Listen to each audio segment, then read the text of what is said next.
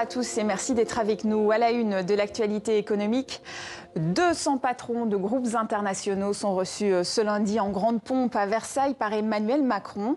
Objectif, promouvoir les atouts du pays. C'est déjà la 3e édition du sommet Choose France, Choisissez la France, qui a lieu chaque année juste avant le Forum économique mondial de Davos. Le gouvernement a déjà annoncé près de 4 milliards d'euros d'investissements étrangers.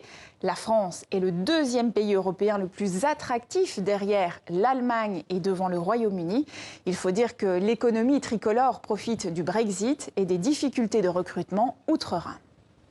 Et parmi les bonnes nouvelles, la plus importante commande provient de l'armateur italo-suisse MSC. Il a signé un nouveau contrat de 2 milliards d'euros avec les chantiers navals de Saint-Nazaire. 2 nouveaux paquebots propulsés au gaz naturel seront ainsi livrés en 2025 et 2027. Et aujourd'hui, c'est une bonne nouvelle que nous célébrons.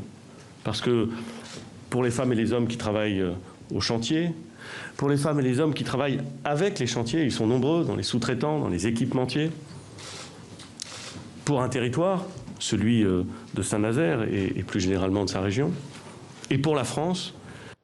Et ce n'est pas la seule bonne nouvelle pour l'emploi en France. Coca-Cola et un de ses partenaires vont investir jusqu'à 1 milliard d'euros dans les Hauts-de-France sur 5 ans.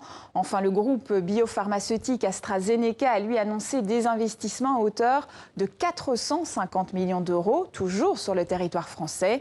Le président Emmanuel Macron s'est d'ailleurs rendu ce lundi matin sur le site industriel du géant anglo-suédois à Dunkerque. Comme chaque année, à la veille du forum de Davos, Oxfam publie des chiffres chocs pour dénoncer la hausse des inégalités dans le monde. L'ONG vise à alerter les grands décideurs économiques et politiques. On apprend par exemple que 2153 milliardaires possèdent plus d'argent que 60% de la population mondiale. Les 2/3 de ces milliardaires tirent leur richesse d'une situation d'héritage, de monopole ou encore de népotisme. Enfin, près de la moitié de la population mondiale vit avec moins de 5 euros par jour. Selon l'ONG, de nombreux mouvements de protestation à travers le monde ne sont que les reflets de ces inégalités. Regardez ce qui se passe un peu partout dans le monde. Il y a des mouvements de protestation dans une trentaine de pays. Les gens sont dans la rue. Et qu'est-ce qu'ils disent? Qu'ils n'acceptent plus ces inégalités. Le système économique est particulièrement pénalisant pour les femmes et les filles. Elles assurent plus des 3/4 du travail domestique non rémunéré. Des femmes qui sont aussi surreprésentées dans les secteurs les plus précaires et les moins valorisés, comme la santé ou encore le nettoyage. Et c'est la fin de ce journal de l'économie. Merci à vous pour votre fidélité et à demain.